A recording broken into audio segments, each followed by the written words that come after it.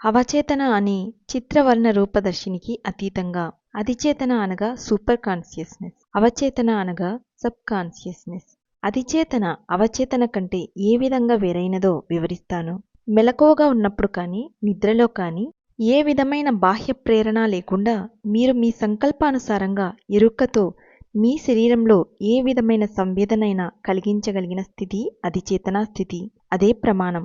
అవచేతన తాలూకు స్వప్నలోకంలో మీరు ఒక గ్లాసు వేడి పాలు తాగగలరు, కానీ అనుభూతి మీరు అడిగితే వచ్చేది కాదు. కానీ అధిచేతన స్థితిలో మీరు ఆ అనుభవాన్ని కానీ వేరొక అనుభవాన్ని కానీ మీరు సంకల్పించి సృష్టించగలరు.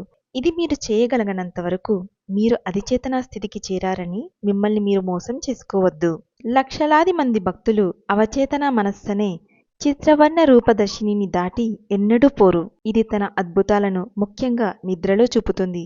కానీ అధిచేతన స్థితిలో మీరు కోరిన దాన్ని దేన్నైనా చూడాలని లేదా తెలుసుకోవాలని కోరుకున్నా దేన్నైనా మనక్కల్పన వల్ల కాక వాస్తవంగానే తెలుసుకోవచ్చు. నేను ఈ కుర్చీలో కూర్చొని నా మనస్సును భారతదేశానికి బదిలీ చేసి అక్కడ మా పాత ఇంటిలో ఖచ్చితంగా ఏం జరుగుతూ ఉందో చూడగలను. పురోగతి చెందుతున్న భక్తుడు 3 దశల ఆధ్యాత్మిక చేతనాస్థితుల గుండా ముందుకు సాగుతాడు. పవిత్ర మూర్తిత్రయమైన ఆ 3 దశలు ఇవి. మొదట అతడు అధిచేతన అనుభవాన్ని పొందుతాడు. సృష్టిలోని సృజనాత్మక శక్తితో అంటే ఓంతో, పరిశుద్ధాత్మ అనే దేవుడితో ఏకత్వాన్ని అనుభవిస్తాడు. తరువాత కూటస్థ చైతన్యం సృష్టిలో ఉన్న అనంత జ్ఞానంతో తత్ దేవుడి కుమారుడితో కలవడం వస్తుంది. చివరికి అతడు అత్యున్నతమైన విశ్వచేతనను, సృష్టికి అతీతమై ఉన్న సత్యాన్ని, అనిర్వచనీయమైన కైవల్యాన్ని, సత్తును, తండ్రి అయిన దేవుణ్ణి సిద్ధింపచేసుకుంటాడు. ఒక్కోసారి ఒక భక్తుడు అవచేతనలో ఉండిపోతాడు. ఒక్కొక్కప్పుడు అతడు అధిచేతనకు, కూటస్థ చేతనకు పైకెత్తబడతాడు.